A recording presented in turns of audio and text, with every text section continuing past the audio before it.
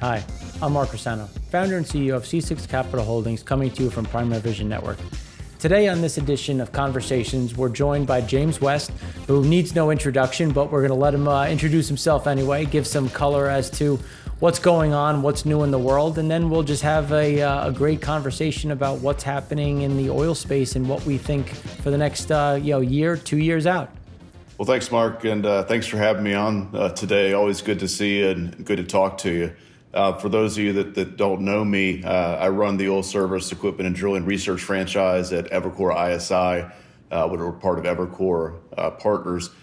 We've been covering the industry about 20 years. We cover about 50 stocks or so in the space, everything from Schlumberger on down to Basic Energy Services.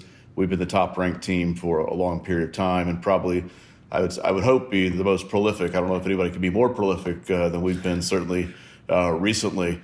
But it's industry, the energy industry, which we have passion about, and certainly the service industry, which provides all the high-end technology that enables a lot of activity around the world in oil and gas to exist. And so we're passionate about it. We love the oil service space, and looking forward to chatting with you today, Mark. Absolutely. Well, thanks for joining us. I think a good place to kick off, just because you've talked a lot about the digitalization, the upgrades that have really happened as, we still are really in this infancy of understanding fracking and where things are going. Can you kind of touch on, what you guys have been seeing, what you've been talking about when you look at digitalization and technology in the oil field space? Yeah, absolutely. We had a very large report that we put out back in June on digitalization, and we did a series of interviews and meetings with the digital leaders at all the major service companies and all the entrepreneurs that are coming into the industry. And the digital transformation of the oil field, while it's still in its infancy and has been slow, is being greatly accelerated right now. And really a couple things are happening. One, we're in a downturn, so you got to get costs down. Digitalization helps you with that as an oil company. Number two, the pandemic has caused a major shift to remote operations. That itself is a digital platform there.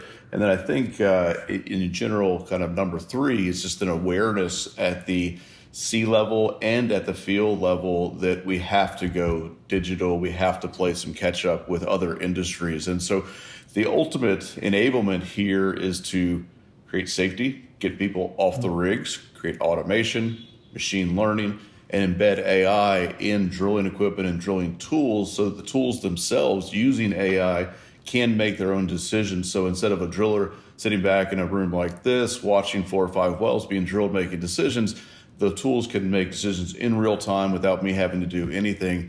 So really to get to a totally autonomous oil field of the future is kind of the transition we're seeing now. And the uptake, in fact, there was a piece out by Baker Hughes a couple of days ago that we wrote about because they've seen a big uptake in digital just in this last quarter, as everybody has, but they were citing specific examples with their partnership with C3 AI, and they also are consuming it internally. So not only is it pushing to the oil companies to try to digitalize their operations and how the service companies operates, but they're using it internally for inventory management, for digital things like receivables, so things like that. So there's a whole transformation that's happening, and it's accelerating as we speak. So when you talk about the acceleration, and just to give kind of some backdrop, as when you talk about people coming off the rig, people being more remote, this really kind of started, if you think back to 2017, 2018, we started to see that, and now it's accelerating here. Put into numbers in terms of, what is the percentage of people that are no longer on the rig, or what is the percentage that we're seeing in terms of that drop off, and just kind of what are some of the efficiencies that we've really gained if we use 2014 as a baseline, look at 2014, 2016, now here we are, and then where do you think we can go over the next 2 to 3 years? Yeah, so in terms of some of the numbers, we could let's use a couple of numbers here. For Baker Hughes, 77% of their drilling operations in the second quarter were remote. So that's a big number right there just in itself. Absolutely. In terms of numbers of people that can come off the rigs, I mean, we're talking about reductions of anywhere from 25 to 50% of the field hands that are there, that are the guys in charge of making decisions. So it's a big number, big cost savings. You can pass some of that or capture it all, but pass some of that on to your customer base. So then the numbers get to be staggering. I mean, we're talking about 50% type digital growth per year for the next probably 3 to 4 years, maybe even years of 100 to 200% type of growth. And all of that leads to this massive increase in cost savings, which at minimum is going to be a 30% decrease in overall cost as we digitalize, because we're going to deliver better wells. We're going to have less people on the jobs, not necessarily less people in the oil field in general, because you're going to need more data scientists, data management, things like that. But so I don't want to scare anybody that their jobs are going away. But the guy that was working on one rig may now work on 5 rigs remotely. So you're going to do more, and you're going to be empowered to do more with all this data coming off of the rigs. And if you look at kind of examples of best in tier, best in class companies out there, EOG's already done this. They did this themselves. So it took them 30 years, and it took the invention of the iPhone and tablets and things of that, and cloud computing technology, kind of the awesome power of cloud computing technology to fully get there. But nobody can replicate that. So, a BP or an Exxon or a Concho who wants to go there is going to need to be enabled by the service industry that they have created and supported over the last 50 years, and the service companies are there to do that. Right. Now, it's when you talk back to 2014, 2015, 2016, you would hear about, oh, well, this well fell out of zone, something happened, and now you just don't have that anymore. And you're having this perfection, as you talked about, AI really keeping you within that target, helping you to kind of maintain these levels. And then, as we all know, if you fall out of zone, you can lose pressure. You can essentially, the well could be shot just based on what happened going, just during that drilling time. So when you look at the AI introduction and how it's really seen this huge uptick, we were at the early stages in that 2017 era. Kind of where do we sit now as we start to see, like, as you said, it started really slow and now we're seeing this real ramp in AI? And, who were some of the big players that you think could benefit from this new adoption? Yeah, it runs the whole spectrum. So you have very small oil companies that don't understand it. They've heard the phrase AI, they've heard big data, they don't know what it means. This is the learning curve. Then you have Equinor, one of the most technologically advanced oil companies in the world, who's actually going to intelligent drill pipe on several of their major offshore rigs and offshore plays. And so they're embracing this, they're adopting this, they're crunching the data, they're accepting the work that's being delivered by Schlumberger and Baker Hughes and Halliburton and others, especially in the North Sea and Brazil where they operate, and as they embrace this, they're delivering wells 30 to 50% faster, and they're better wells, as you pointed out. We're not slipping out of zone, we're staying in zone. We're not ruining wells because of poor performance. They're actually, from a technical standpoint, coming in a lot better. We're having more reservoir contact, we're having more production as a result of that, so better, more economic wells overall. So when you talk about contact, I think that's a big thing that I think isn't appreciated enough if you turn back to shale for a minute, because then I'd like to talk about Brazil and some of this offshore sides. But when you look onshore and you think of the oil in place that's actually recovered, I mean, we're still at really peanuts if you think about, we started at maybe 3%, maybe on a best well, we're at 17%, maybe you can get to 26%, but there's still a huge amount of oil kind of left behind. I mean, what are some of the things that you've heard about or you're starting to see if our guys trying to increase some of that recovery rate? There's some really interesting technology out there, particularly as it pertains to shale. Some of that is reservoir contact. Some of that is better fractures, better fracture placements, tracer technologies, real-time analysis of how the fractures are unfolding so that you can change your fracture patterns at the same time. And then there's also some bioscience going in. In fact, there's a company we did a podcast with recently who provides these surfactants, essentially, that are going into the wells. They produce better openings and better contact, and they keep the contact open longer but with the proppants even starting to be crushed, and they're actually in the Wolfcamp. They're going into old Wolfcamp shale wells. Now, old wells, I mean like 5-6 years. These are not super old wells, but that were producing 100 barrels a day, 50 barrels a day. They'd already seen the big declines happen. They're now able to reverse that production profile. The production's actually started to curve back up, and we're just at the point where they're going to start trying this out, testing this out in new shale wells, and in fact, injecting it when they're doing the completion job. So that could cause whole new levels of decline rates not being as strong, but also recovery rates going up. So, I mean, I would argue, 17% is a great number. EOG can get there.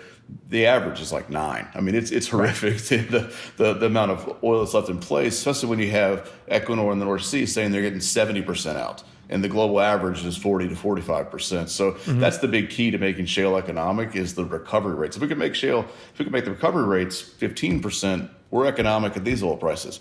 Right now, at 9%, we're not economic at all. And that's what's caused the terrible returns for the industry, for the E&Ps, even for the service companies, because nobody's really invested or bought their technology for shale. It's been kind of a blow-and-go business, fractures, sand, water, just throw more in there and we'll get more out. Well, we didn't get more out. We got more out faster, but our recovery rates didn't change that much. And so that's caused investors to flee the industry. Really, the exodus has been enormous. We're now at 3% of the S&P 500. It's kind of shocking. Yet we power the world. Well, that's the thing. It's like there's always those ebbs and flows, and it's something that we saw during the tech boom, where you had the tech taking over, and then that correction happening. But now you have all the articles being written again about the death of oil and the end of an era and all this stuff, and it's. I mean, anyone who's actually sat back and actually made decisions on powering, the grid and everything else knows how important short cycle gas is and all these other components to actually making things work. Let's be honest. Right. So when you look at some of this, which is interesting, when you start looking at that 9% versus 17% and trying to get to those numbers, and we've seen a lot written about and talked about how the U.S. production is going to decline. You're going to see this huge drop off. We've been saying that companies want to stay between this 10 to 15% decline curve, because if you go really past that, then this hill becomes a huge mountain to overcome in 2021.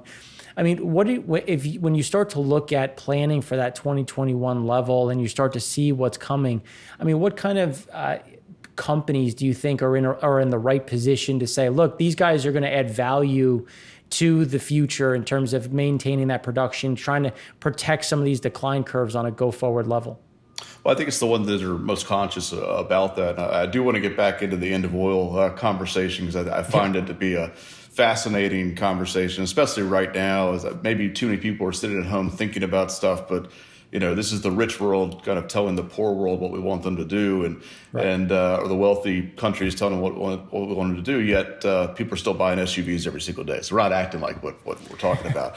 But it is the EOGs, the conchos, it's the ones that have ratcheted back, that have said, okay, if we grow 20+% per year with these big wells that may have that 17% or maybe they're at 10 recovery rates, then we're going to create this huge mountain of an underlying 30% decline rate that we can't stop. So if we grow slower, more measured, now investors are forcing some of this on them as well by pulling capital out of the market, ripping capital out of the market actually, and with little to no access to equity markets and very little access to debt markets. We're basically saying, this is what you're going to do. You're going to grow maybe a little more than GDP, maybe it's 5 or 10%, but you don't have the right anymore to grow at 20%, and you shouldn't, because you can't maintain that growth rate.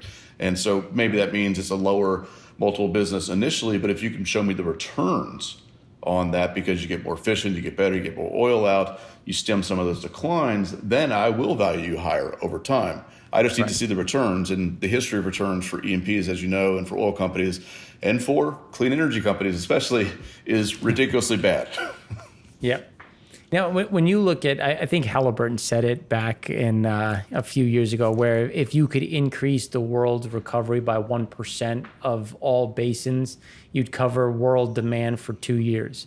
Right. And that's why you have all of this money and all of this technology chasing this increase, because those efficiencies are so paramount, especially when you start to talk about the death of oil, and people forget that chemicals are so important, and that green energy movement across the board. Right. So when we're looking at some of this before we start getting into the death of oil, I mean, where does Halliburton sit? Like some of these companies have started to shift. We had Schlumberger when Liberty, trying to merge, trying to shift. Schlumberger is going to focus offshore. Halliburton has been, focusing more in the international markets. I mean, how does this kind of start to look as we go into the 2021 in terms of maybe some consolidations, some efficiencies being gained? Well, I think with the big three, they're going through a process where they're switching from what was growth for growth's sake, really, and back to returns, cash flow.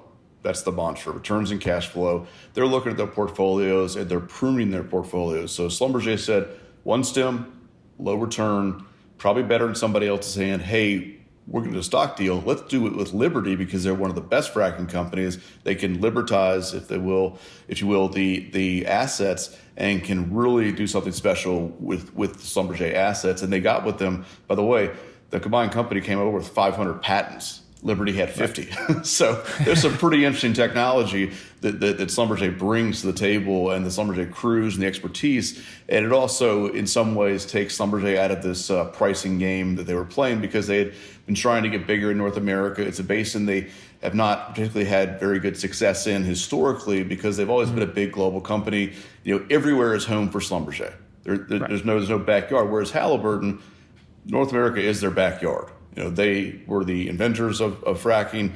They are the largest fracking company still in the U.S. They are going to unleash a new delivery system for fracking. Hopefully by year end, we'll hear more about it. They've been hinting subtly about that. But they also have really gone back to their returns mantra. And so they're going to make sure they get paid for this. And I think you'll see some consolidation amongst fracking companies similar to what Liberty and Schlumberger just did. You have other companies that probably don't need to be standalone companies, should be part of larger companies. You already saw next year the combination between Keene and C&J.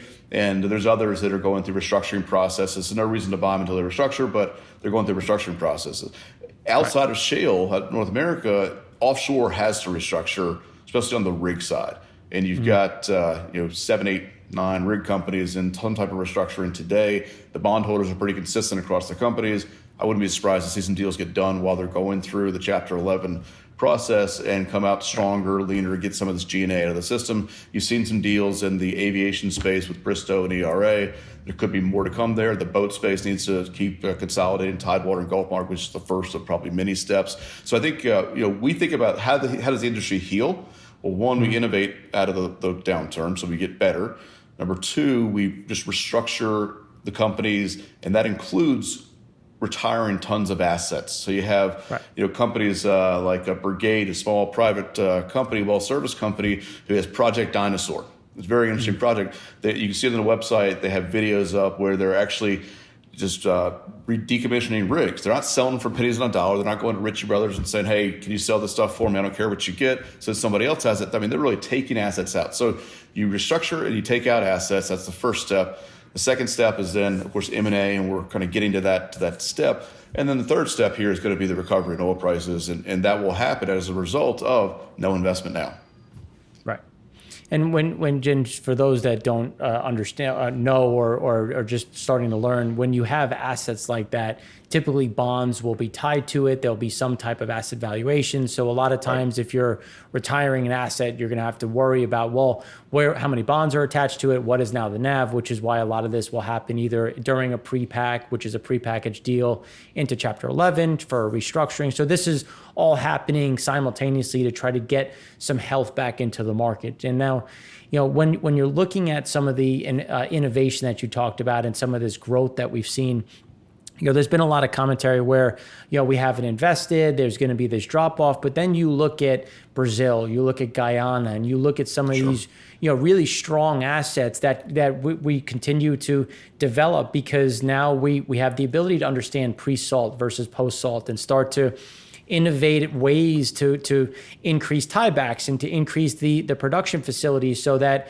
it doesn't look as costly once you start adding production. Can you kind of walk through some of the innovations that we've seen there, and maybe some companies that you're looking at that would be a great way to try to get involved in some of these growth areas? Yeah, absolutely. So I distinctly remember back in 2015, I gave a presentation at a deep water conference, an industry conference in London, and I was on stage and I basically told this group of 100 or so kind of mid-level engineers and project managers that your industry's dead. Shale is short cycle. It's quick return. It didn't end up being as quick return as we thought, but at the time it appeared to be.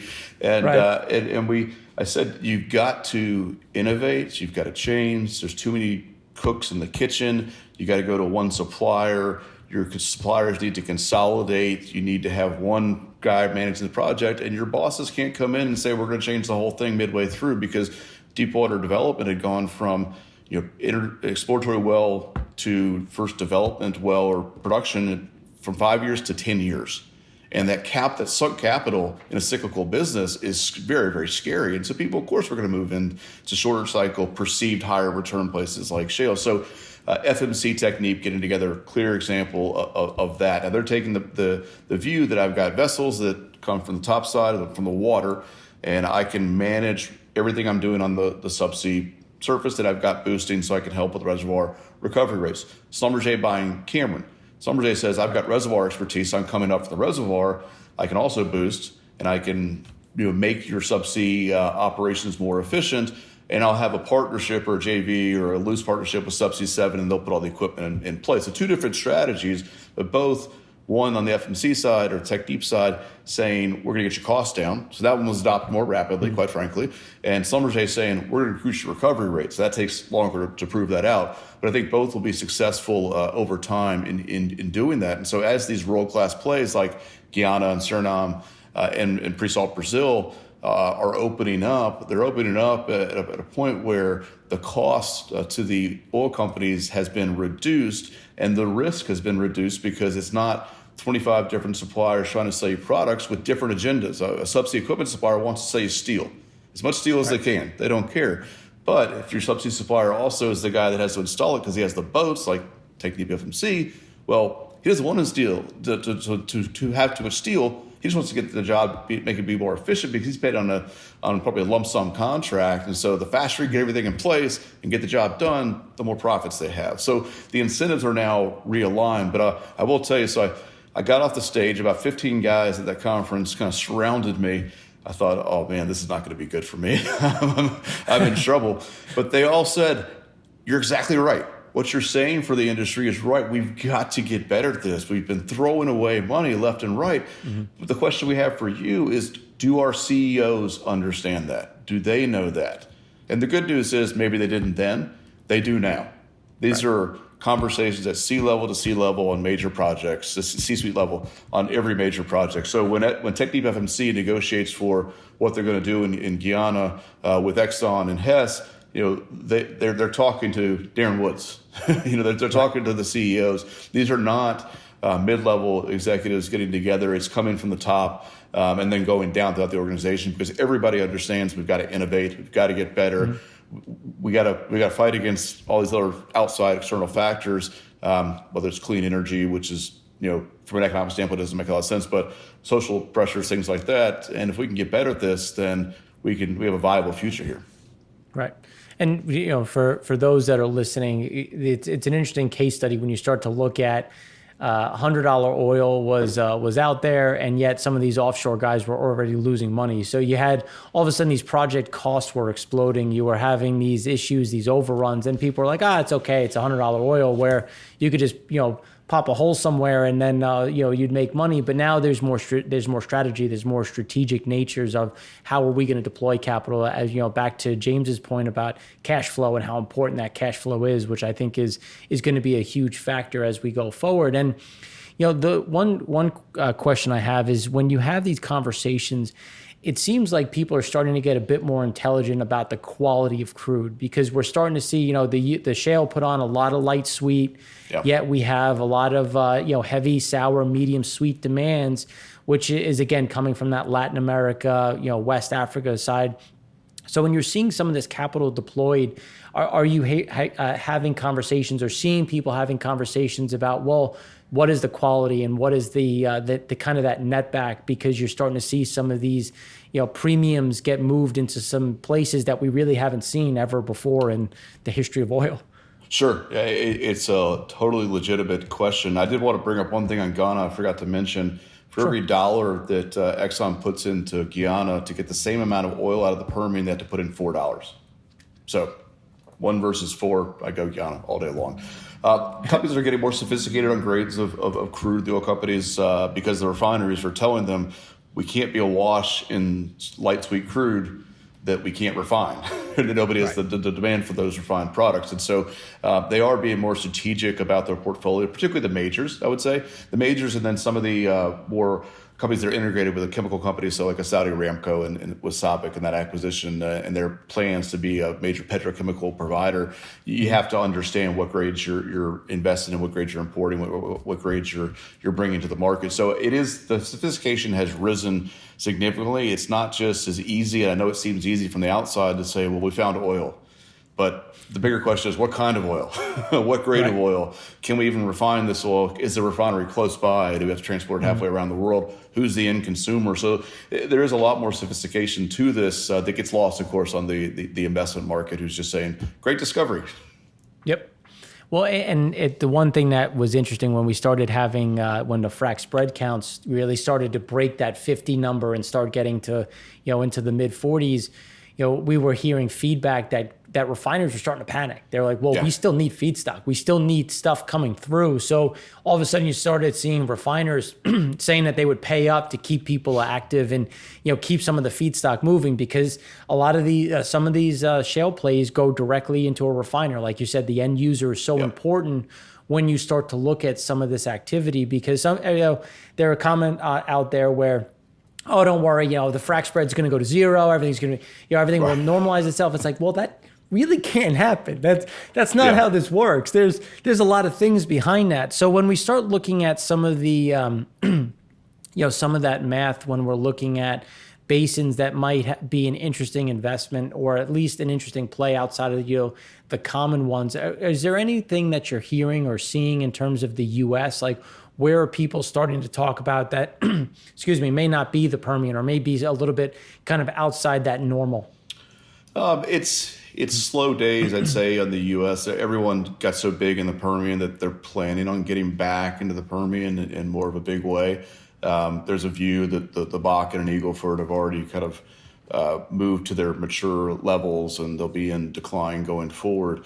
We have a whole other issue with gas, because we got to build some pipelines, or the Marcellus is about to get stranded again, and it makes no sense, these kind of pipeline conversations that are happening. But that's a whole other topic to get into. So I think the first levels of activity will clearly be the Permian. We're going more into the Delaware, as you're well aware. The Delaware part, though, we've got water issues. There's a lot of water in the Delaware. It's in the ground. It's a problem. It's in the reservoir.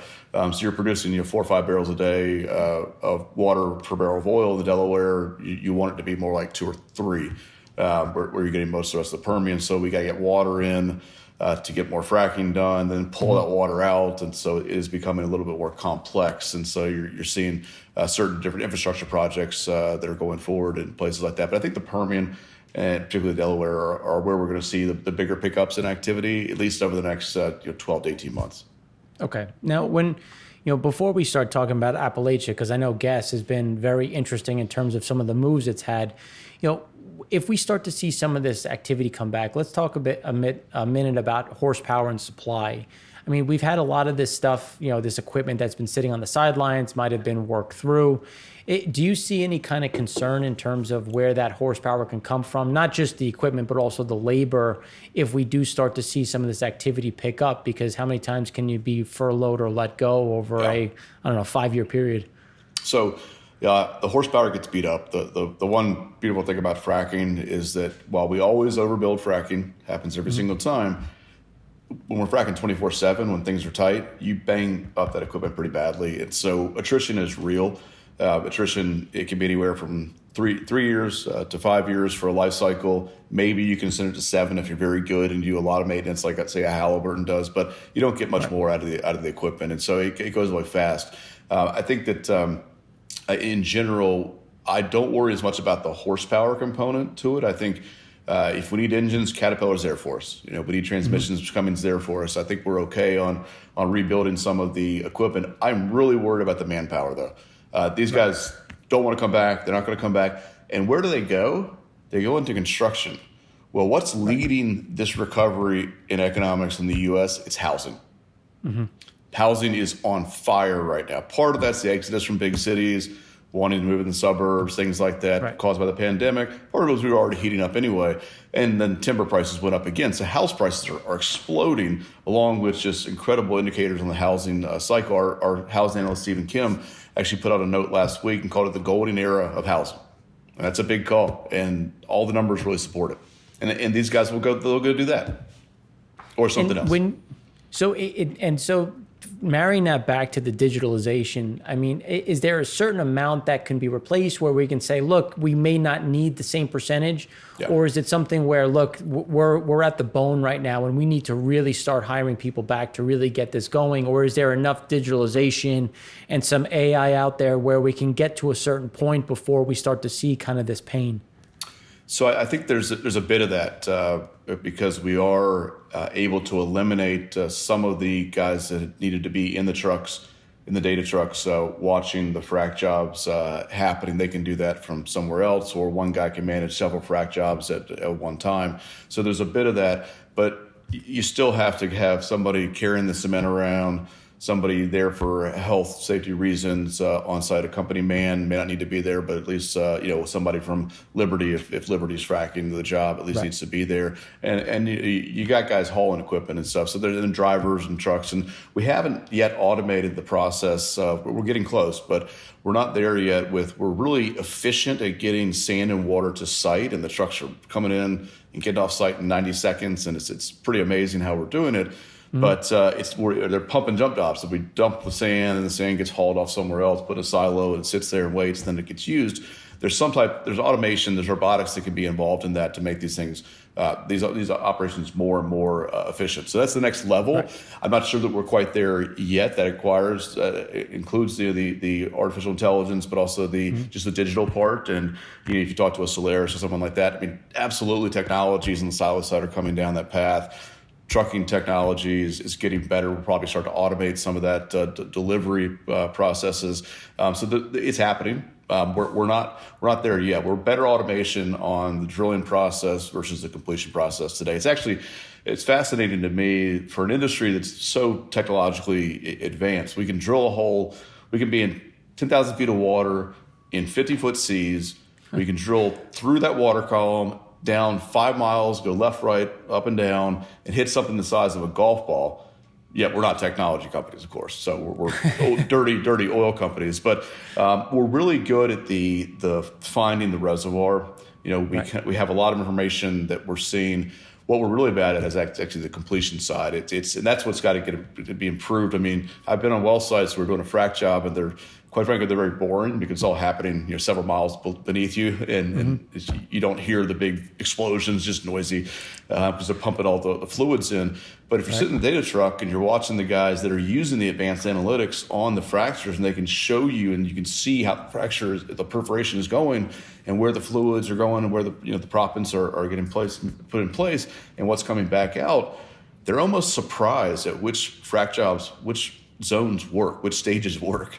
You set off a stage of 6 fractures at the same time, and then you do 6 more, and 5 of them work, and they're like, "Oh, I didn't expect that one to work." And you're like, "Guys, let's get better at this." Right, those little analytics on why one versus the other. Right. Those are things that are interesting. And when you start talking about this closed loop automation and these things that are trying to get more efficient. I mean, when we start looking at this moving in a bigger direction, what are we seeing in terms of Appalachia? I think it's interesting because we've seen some efficiencies there, but the balance sheets still kind of struggle. But yet, if you look at the back end of the curve, they're trading pretty steep discounts to NAV. I mean, how are you thinking about kind of where Appalachia sits in this current cycle? Yeah, I mean, I think it's very interesting, because we need that gas for a variety of reasons. One, we should be using it to power New York City, where I'm sitting today. Yeah. We should be building infrastructure around that. We're not. 2, we need to build more pipelines down to the Gulf Coast. because there's two things we're doing there. One, using natural gas in petrochemical facilities and other manufacturing operations, and two, exporting it as LNG. And then probably three, we could export LNG from the East Coast if we wanted to for Europe. And we don't really do a whole lot of that because of the environmentalists and some of the regulations and the government. So, I mean, to listen to my governor in New York talk about how he's not going to let a pipeline go through New York State because it's environmentally unfriendly. You tell him, you go, look, buddy, look at Pennsylvania. Look at all the towns that border New York City that are getting wealthier and wealthier off of natural gas and completion activity in Pennsylvania, and you won't let us frack here. And you won't let us build pipelines here. It's just stupidity across the board. And I live in near Union Square in Manhattan, and I've lived kind of in and around the Village, the West Village, for most of my time in New York. There are in windows in apartment buildings, you'll see they'll say fracking. There'll be a big line through it. Guys, we're not going to frack in New York City. That's all sheetrock. Don't worry about it. We're okay. It's not coming here. It's funny because when we look at like Boston, who has an importing facility, and you look at the natural gas coming through, is it cheaper and more environmentally friendly to come from Pennsylvania or to come from Yamal, Russia, that then goes to the Isles of Grain and in Britain, then goes on another ship and then comes to America? It's like, guys, like what are we doing here? Like, we need to get smart about how we're thinking about this. And anecdotal to that, because I'm born and raised in New York. You know, I have a friend in real estate, and there was a moratorium on new gas line hookups because there physically wasn't enough gas to actually have a hookup. So now what are you doing? Well, if I can't have a natural gas heat, I have to have electric heat. I have to then pull from the grid harder, and we've all seen how fragile the grid is. So there needs to be some resiliency. And when you start talking about the pipeline side, you know, you look at DAPL, you see the fights that are happening there. I mean, is there anything that you're seeing being pushed that to try to unlock, or is there any kind of pipe that you're seeing or something that can be done to help protect some of this Appalachia, because it is facing another steep bottleneck? Yeah, I mean, I think that the companies they're starting to wake up to the sophistication of the legal actions against them. They were coming at this with the approach that this was 1972 and this is the Sierra Club. That's not what's happening now. These environmental groups have become much more sophisticated, and they also are able to enlist hundreds of thousands of lawyers, really young interns, to look at every piece of the equation and find something that was done wrong. So they're getting more sophisticated in their process and saying, guys, we got to check every box, we got to cross every T. The Corps of Engineers has to do the same thing, and we got to make sure everything's filed appropriately, or they're going to find it. And so it's really just getting better and tighter around your processes. It used to be in the United States, you could pretty easily get a pipeline approved, and it still is in Texas. Texas, it's fine. Texas is like Russia or China. You do a pipeline wherever you want to.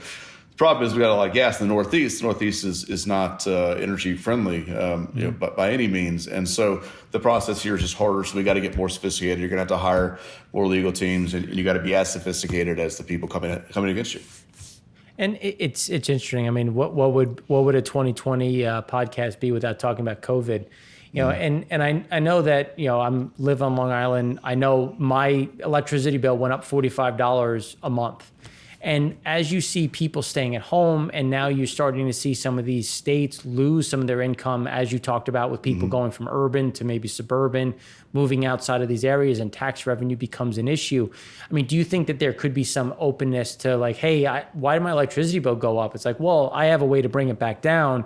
And if you're a state that wants to bring in some extra revenue, it's like, I have a couple tariffs that you could collect on some of these pipelines. I mean, do you think that could kind of wake people up? Because the joke is you're as environmentalist as your economics will allow, and then by the time you hit max pain, it's like, okay, we have to get smart about this.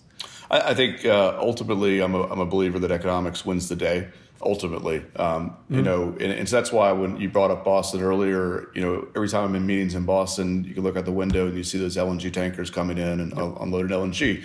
Yet one of the senators from Massachusetts who ran for president said she would ban fracking everywhere. Well, Thankfully, she's not going to be president, but because that would have been a disaster. But that's just stupidity. You could look up, you could be in downtown Boston and see you're importing gas. Let's frack some in Appalachia and bring some gas to Boston. I think ultimately economics are winning on the marijuana legislation, for example. That's why states are opening up, is because they're going to be able to tax it. You can buy it illegally in every state. A lot of states now you can buy it legally, and guess what? The state gets a cut. They like that better. That's better than the other way around. So I think oil and gas, I don't want to say it's the marijuana industry or the cannabis industry, because that'll make it even worse, probably. Or maybe better. I don't know. Maybe we get a better view of it. But I do think that there's a time and a place that economics have to trump some of these things. And certainly New York State's a really good example of that. New York is basically insolvent, as you know, and you've seen de Blasio and you've seen Cuomo talking about the federal government's got to come in or taxes are going up. And now you have a lot of for example, the hedge fund industry is leaving Manhattan in droves and going to Florida. I mean, and you saw what happened when Appaloosa moved to Florida and New Jersey got crushed. Their tax income got crushed. And a lot of it is just games that are being played because they get on the jet from Teterboro or wherever on Sunday night. They go to Florida through Thursday, come back on Friday. So it's tax games. So these guys got to get more. The state's got to get more sophisticated on how the tax game is played and what other industries. Maybe they don't like the industry, but if it's proven to be safe, which energy is incredibly safe, especially compared to most industrial businesses, that we need to allow this work to happen. We need to allow commerce to happen. We'll get better tax dollars. We won't have to raise taxes and lose all these people. And it's fascinating when you start getting into the natural gas side of things, because I think a lot of people don't appreciate, especially when you start talking about natural gas and then the more complexities about natural gas liquids. And for all of the green technology that everybody wants to talk about, well, it's plastics. And how do you make plastics? Well, it's ethane, it's ethylene. It's how do you keep the pilot light on? Oh, well, it's natural gas that keeps that industrial facility running. And when you start seeing kind of the bigger picture, we have Shell building an ethylene facility in Ohio. You're starting to see some talk around Pennsylvania. I mean, do you think that we could get a little bit more openness, not so much in the Northeast, but in some of this Midwest states in terms of trying to take advantage of some of this pricing and some of these benefits on the chemical side? I do. I think so. The Northeast is going to be harder. It's pretty entrenched here. The Midwest is more open to commerce. It's also an area that feels like it's been left behind in the economic boom of the last 20 years. And so I think the Midwest certainly would be more interested in getting cheaper fuels, cleaner fuels too, but also cheaper fuels into their facilities. I had one of the first nights I was back in the city, I ordered just as an example of what people do and don't understand. I ordered Chinese food. Hadn't had Chinese food in 6 months. I've been in North Carolina, hadn't been there because of COVID, and kids are in school, so we're back. And I ordered Chinese food. My wife thinks I'm ridiculous because she thinks it's gross, but whatever. So my wife feels the same way, so it's good. We live the same lives in that sense. I get it. Okay. There you go. So the delivery guy comes. I got my mask on. He's got his mask on, and we exchange money and we exchange the bag. So in my bag, I've got a styrofoam bucket of Chinese food, good Chinese food. I've got plastic knife and fork in a plastic wrapper. It's a plastic bag, but my drink comes with a paper straw. Okay. I mean, seriously. It's always funny. I have these arguments with my wife with, if they want people to change their habits, what do we know about people? They don't want to change their habits. It's like, how about we try to come up with a better way of recycling, a way of taking these plastic bags, a way to make it simple or make it easier, because it's gotten to a point now where I have to look. If it's a 5, it can't go here. If it's a 7, it can go there. And what are people like? People are stressed out. I mean, COVID alone is stressed out. That's why at this point, it becomes easy. It's like, I'm just going to throw it out. I'll figure it out later. And then you increase the waste. And then all of a sudden you make it complex to the point that people don't have the time to really focus on that, and then you create these other issues. So right before we wrap up, because we could definitely go on for days on this. Let's finish up with the well pad and that offshore rig. That you I think you brought up really well in terms of some of these consolidations and efficiencies. So let's just start onshore and look at the well pad. When we look at the efficiencies there, what has been created. I mean, what are we seeing at this point? Like, I think Schlumberger and Halliburton have been talking about, dual fracking, not having to do zipper fracking. You're starting to see some efficiencies on that level. I mean, where do we kind of go from there? Yeah, I think dual fracking is the next one. We're continuing to push the envelope on how many stages we can do per day. I think Liberty during the second quarter had one job where they pumped for 23 hours of the day. Usually you're talking 20, 21 hours. But they're the biggest consumer of kind of new technology in the field. And there's little things like valve fittings and flanges that on a wireline truck don't fit onto the pressure pumping equipment, where we've now created a piece of equipment that can mate the two. That saves you an hour of breaking and putting things apart. There's a lot of robotics going into fracturing.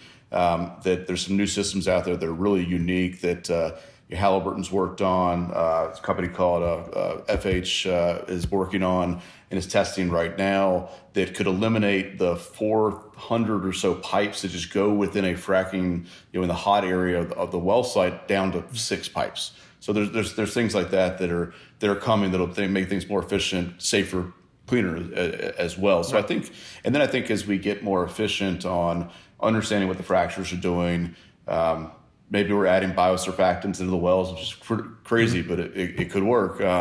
That those efficiencies can continue. But the big efficiencies that we saw, 15, 16, 17, where the rigs drilled faster, and then we threw a bunch of sand and water, we got a little more production added, and we got really efficient in getting things on and off the well site. We're not going to see those types of efficiency gains, I think, going forward. I think they're going to be smaller.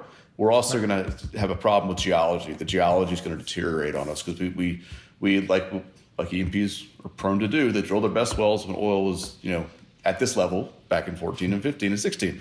Yep. So, or late 14. So, so the inventory of tier one, and of course tier one moves where the oil price moves, but the geology is starting to break down. And we were early on kind of the frac hit problems you were going to have with downspacing. The industry is now respaced out. And so we're still figuring these things out. But I think we're talking 5-10% increments on an annualized basis, not 25. Okay. And then just to wrap up on the offshore side, I mean, we've seen a lot of consolidation, a lot of pre-packs, some of these, but yet we still see some life. We're seeing some in Latin America, we're seeing some in West Africa, and we're actually seeing a decent amount of interest, especially in some of the Middle East countries. I mean, where does that shake out? Or do you think it's a two-man show? Is there going to be some more consolidation? Like, where do you think we are on the offshore side? So I think, definitely consolidation on the rig companies, like we kind of discussed earlier. That's going to happen. The new rigs, those real true 7th-gen rigs that came out of the yard in the last 3-4 years, are drilling 30% more, 30% faster and safely than the older rigs. So we're going to retire a bunch of assets because you get the bonds as you restructure, as you get the liabilities off your balance sheet. That unwillingness to get rid of assets, they're going to go away. 5th-gen, 6th-gen rigs are going to start to be retired. It's going to be shocking because you only built a 6th-gen rig 10, 12 years ago. Didn't get your return, sorry, but get it off your balance sheet because it doesn't have a future. So the rigs are drilling faster. The rate of penetrations are improving with drill bits and the muds and the telemetry technology that's there. Intelligent drill pipe is going to be huge when we apply it at scale like Ecuador is doing. Right. So I think that's an area where you actually could start to see, you probably already have seen, some of those early shale big efficiency gains, like 25%. You could see a couple of years of that in offshore. Well, that's great. Well, James, it was an absolute pleasure. Thank you for joining Mark. us. Thanks for having me. Now, hopefully we'll be able to convince you to come back on maybe after Q4 to see what 2021 is shaping up to look like. Love to do it. Thanks again for having me. Good to talk as always. Absolutely. Well, thanks again. And thanks for watching. For the remainder of this week, we have a lot in store. We have our EIA show, which comes out on Wednesday, our economy show that comes out on Thursday, and then which is a great subset for what we're talking about, the primary vision Frac Spread Count that comes out on Friday. So thanks again for watching. I'm Mark Rossano, founder and CEO of C6 Capital Holdings, coming to you from Primary Vision Network.